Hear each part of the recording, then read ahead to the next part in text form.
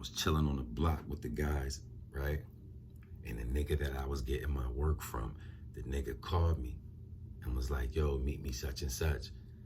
So boom, I tells my man, yo, throw me on the handlebars of the bike and drive me over here on the bike. He like, all right, boom. Long story short, about a block and a half before we even get to the spot, my man stops. And I'm like, yo, what's good? He like, yo, there them niggas go right there. I'm like, oh, he like, yo, nigga that was clapping at me. And I'm like, yo, I don't even know the nigga.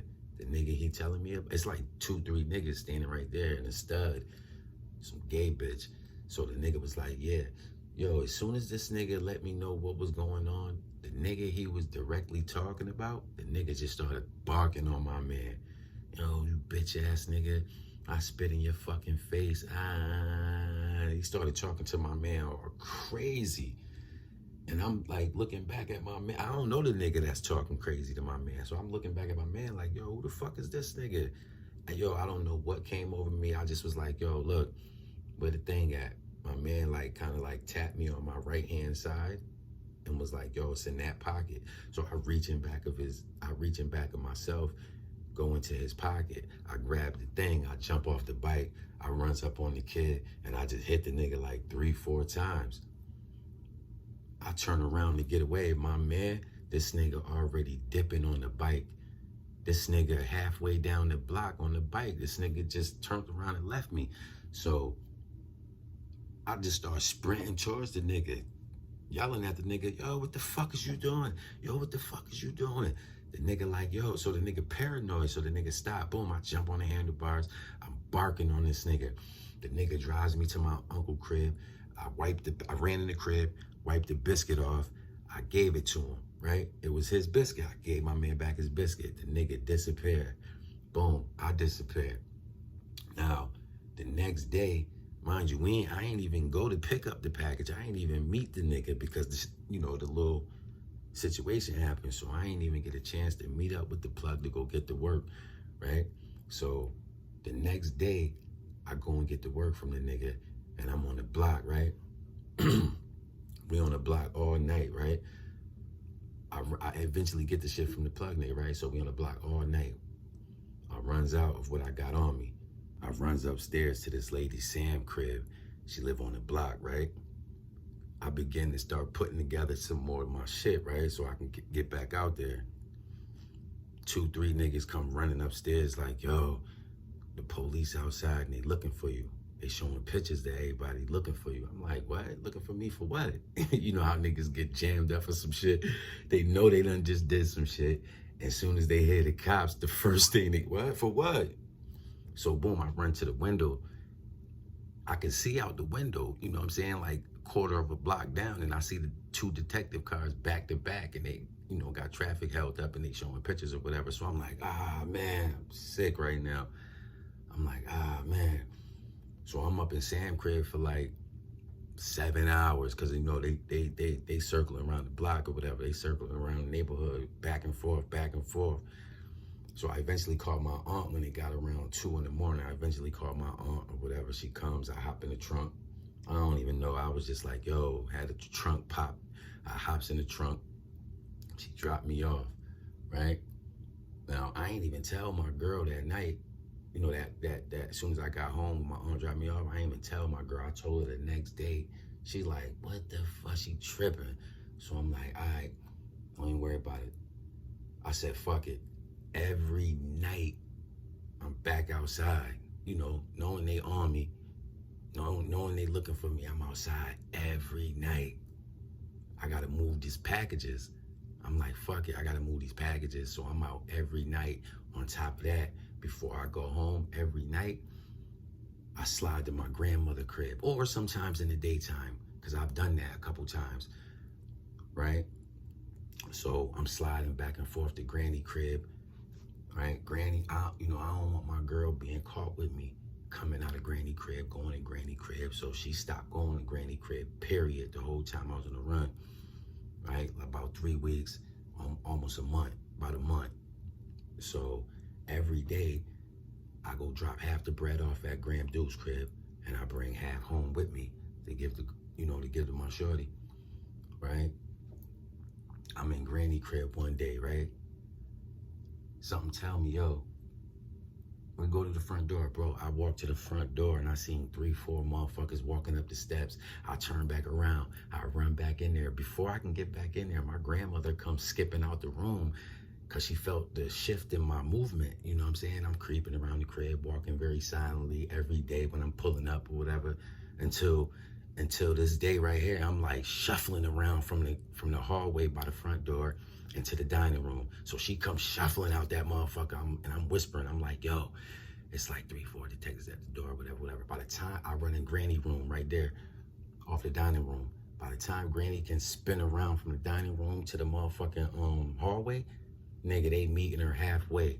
They done opened the door. Nigga, something wasn't right when I got there anyways, and I fucked around and left the door unlocked. I don't know, high, smoking mad weed, slipping. I left the front door open, unlocked or whatever. So by the time she got in the hallway, they come busting through the door. Not busting through, they opened the door. They turned the knob and came walking in. And I hear what they're saying. They like, yo, your grandson that, blah, blah, blah. She like, yo, he ain't here. She barking on him first. Like, yo, you just busting up in my fucking crib. But she like, yo, he ain't here. He know y'all looking for him. So why would he be here or whatever the case? So they end up bouncing. Now, the next day, I'm in the crib. I was on the run for like 29 days. So the 29th day, I'm in the crib or whatever, just sitting around or whatever. My grandmother get a phone call. And the phone call and what she was saying, I already knew what time it was. I jumped up, threw my sweater on, and I started walking to the door. When I opened the door, they was just like, yo, all right, come on. They threw me in the car. Took me downtown. I'm playing stupid. Yo, what happened? They tell me I'm arrested for attempt murder. So I'm like, what? You crazy? I don't know what the fuck you niggas talking about or whatever. So boom, I ended up getting 9 years, boom, and come straight out, right? So the moral of the story is, my man, this nigga ended up getting pulled into it first.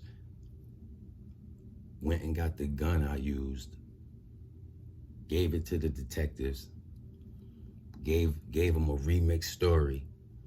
I was just like, yo, I don't know nothing. That was the story from the beginning to the end. I ain't know nothing.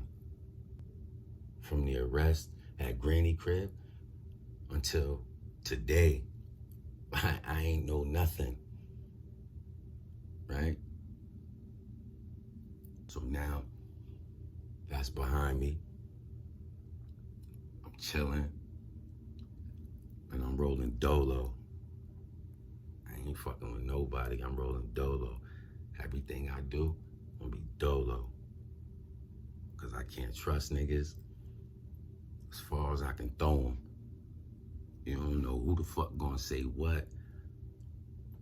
The nigga that I clapped, he ain't even know my name. He you know what I'm saying? He didn't know who I was. The nigga didn't know who I was. So my man put me on to the cops. Or put the cops on to me, however you want to call it. No more friends. No more, well, I ain't in that lifestyle anymore, so I ain't living that life anymore. I ain't gotta worry about that no more. A nigga ratting on me for some crazy shit. I ain't doing no crazy shit. I ain't doing no more crazy shit. I'm chilling. And that was like the third shooting I got knocked for. That was like the third shooting. I beat one of them. And I got the other one dropped down. So it was like, it was crazy, man. It was crazy. And you know what? All because my man didn't stand up for himself. All because, yo, it really isn't no reason, bro. Besides, I felt some kind of way that my man didn't stand up for himself. This nigga was barking on my man, talking to him crazy. He was saying all kind of crazy shit to him, and my man ain't say nothing. He ain't say nothing. I was embarrassed for him.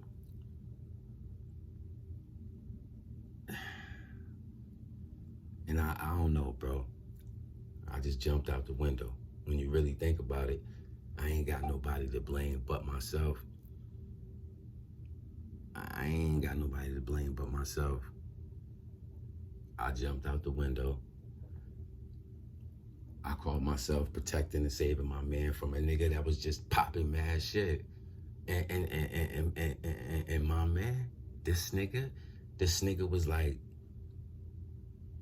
240 straight muscle, big nigga. And the nigga just crumbled under a bunch of shit this nigga was popping.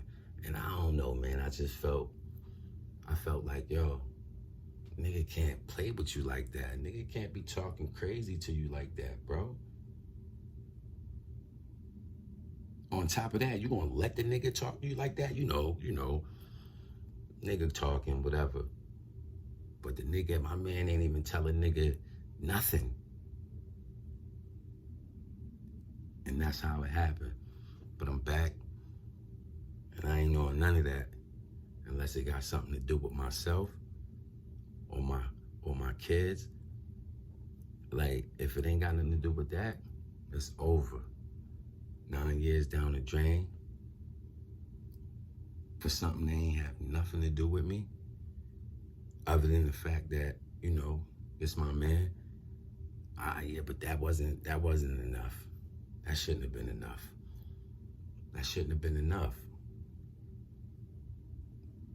The fact that he was my man shouldn't have been enough for me to jump out the window, jump off the bike, and wow on this nigga. It wasn't enough. And I regretted that shit